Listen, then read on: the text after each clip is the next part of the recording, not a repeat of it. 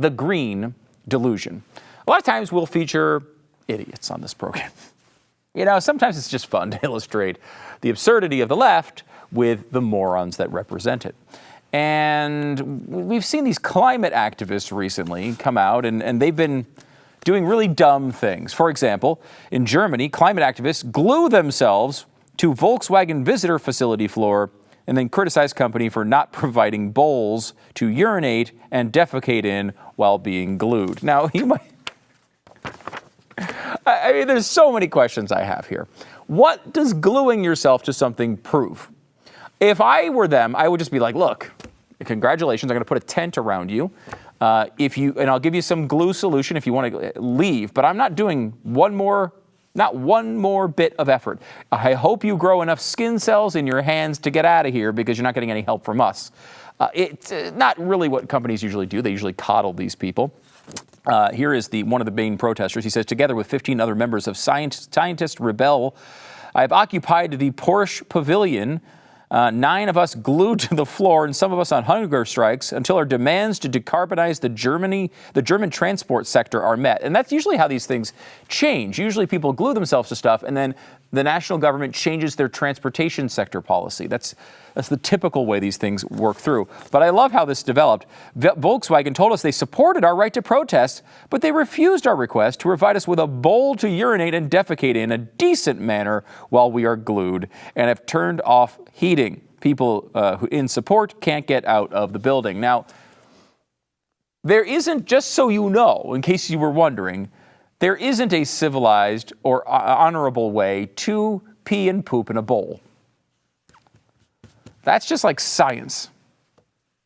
I mean, you'd think a scientist would understand that. He went on to say, just a clarification, people in support can get out of the building, but then they couldn't get back in. We can't order our food. We must use the one provided by Volkswagen.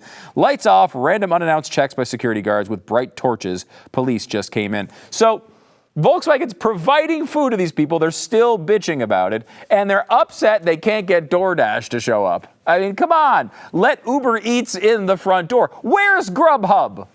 That's quite a complaint. And I ask you this, I suppose, because it's easy to make fun of morons just like this. But who exactly are the real idiots? Who are they? It's interesting because let me go to the president for a second here and the Democratic Party. They passed a bunch of really meaningful climate legislation. Yeah. Oh, yes, this legislation is absolutely incredible. They bragged about it frequently. Because of the Inflation Reduction Act's investments, America is on track to decrease greenhouse gas emissions by about 40% below 2005 levels in 2030, positioning America to meet President Biden's climate goals of cutting greenhouse gases at least in half in 2030 and reaching net zero by no later than 2050. Now, of course, if you've watched the show for a while or watched these stories for a while, you know kind of the scam that's built into this. They are using 2005.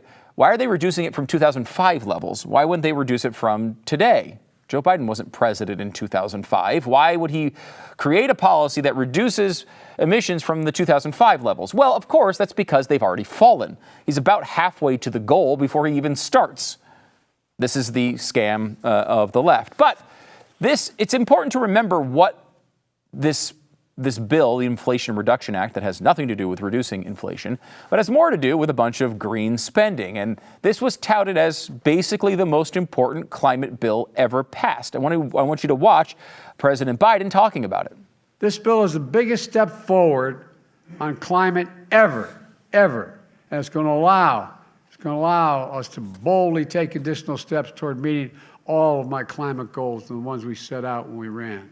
The biggest step forward on the climate ever. The most important bill in climate history. Yes.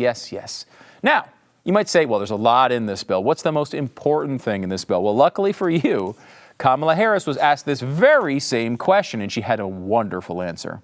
What are some parts of the Inflation Reduction Act, this amazing new law, that you are most excited about? So much. Me too. One of the things that I'm very excited about is what we have been doing in terms of electric vehicles. Right. And I have a particular fondness, I must tell you, for electric school buses. I love electric school buses.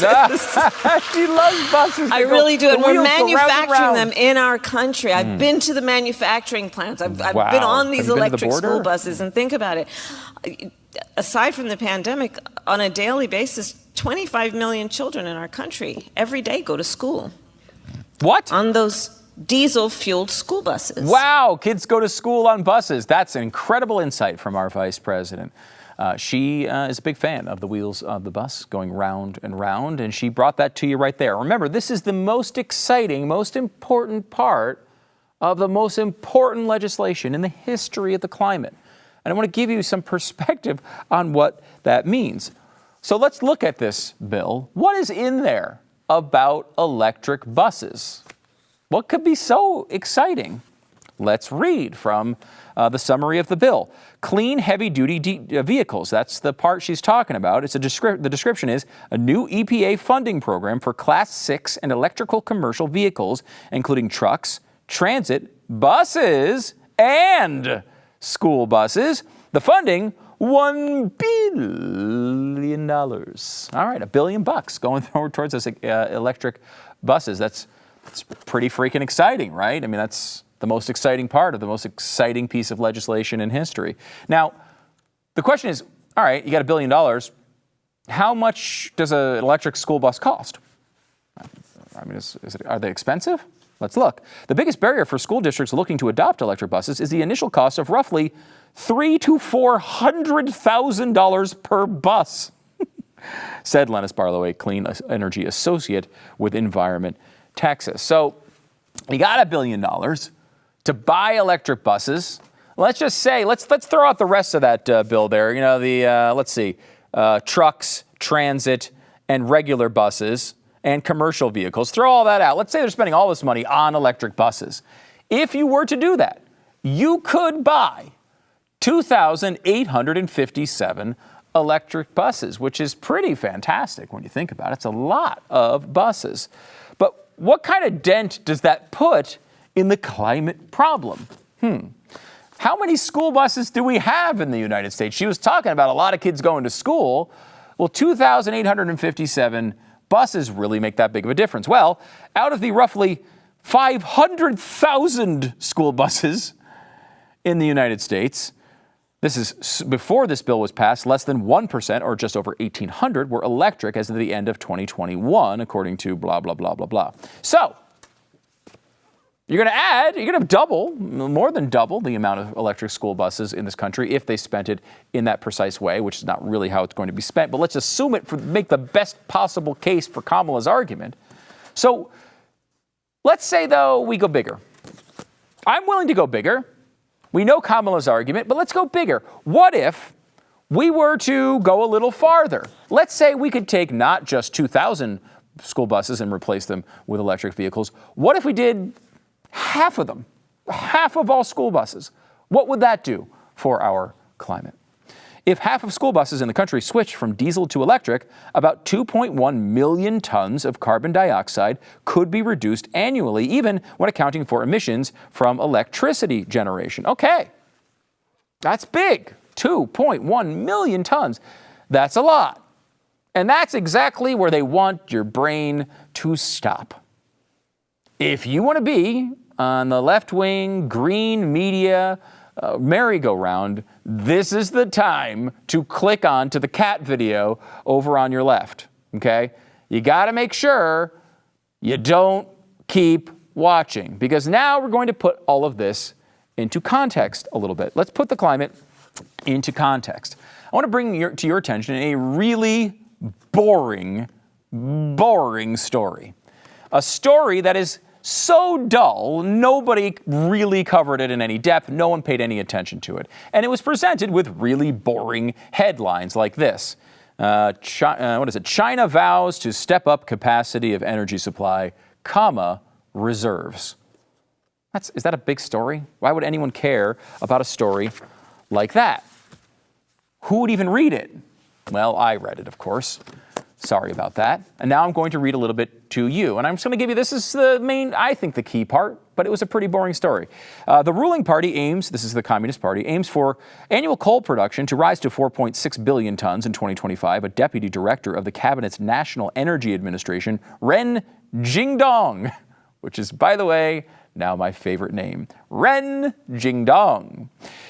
He said at a news conference during the ruling party Congress that would be a 12% increase over last year's 4.1 billion tons. So, okay, all right, 12% increase of China coal production, whatever. Who cares? Why would anyone care about that? I mean, we have the most important thing ever with the electric buses going on. Why would we care about something like that? Why would we care about something like that? Why bother bringing that story up at all? If it was important, wouldn't the media be focusing on it? All they do is care about global warming. Look, the truth is the media will never focus on a story like that because it would dismantle their entire narrative. Let me tell you why. The announcement that China made is crucially important for the global warming debate. This is just one part of one announcement. But what was said was very important. Just the increase, not the whole amount, but just the increase announced in the use of coal, not all fossil fuels, but just this one fossil fuel, is enough to wipe out all of the emission savings from the most important part of the most important climate legislation ever signed. We spent months being told at the top of every newscast how revolutionary this bill would be, and it's wiped out with one announcement from a foreign dictator. In fact, just the increase, not the whole amount of coal, but just the increase in the amount of coal used by China in that one announcement will cause more than 20,000 times as much emissions than Kamala's favorite part of her favorite climate bill. Let's go crazy. Let's say we converted every single school bus in America into an electric school bus, a nearly impossible task that would cost us at least $175 billion by itself. Just this one announcement from this one country about this one form of energy that no one in the media focused on at all would cause 119 times the emissions saved by every single school bus in America going electric. Let's be a little more relatable here. The media and the left are always telling you to abandon your SUV. Do your part. It all adds up in the end, you know. Well, just this one announcement from this one country about this one form of energy that no one in the media bothered to tell you was important is the equivalent of adding 96,437,228 Ford Explorers to the world, all driven 12,000 miles apiece. Now, of course, this would be difficult to do in reality, not just because the traffic would be terrible, but also because it's 29 times the amount of Ford Explorers ever produced. Just this increase, again, not the total amount of coal they're burning, just the increase they made in one announcement earlier this week is the equivalent of 82% of all vehicles in America. If the left, if the media really cared about the climate, why would I be the one telling you this stuff? Wouldn't this be the biggest story in the world? We've been paying American citizens thousands of dollars apiece to convert to electric vehicles. Why? They like to tell you that every little bit matters, but I am here to tell you that it doesn't. Your efforts mean nothing. Nothing. This is one announcement from one country about one fossil fuel from one foreign dictator. And that's the most important thing. Even if all their science is correct, we're not quibbling with one bit of the left science here. That's not what we're doing. If it's all correct, and we wind up going ahead with these economy-destroying plans that make Americans suffer that the left keeps presenting, it can all be wiped out by the whim of a foreign dictator that we have absolutely no control over. In fact, increasingly, it seems like China is controlling us, not the other way around. So think about this next time you laugh at the moronic climate protesters. Yeah, they glue themselves to stuff. Yeah, yes, they're idiots. Yes, we should mock them relentlessly, of course. But who is the real idiot here? Is it the climate protester, or is it our president?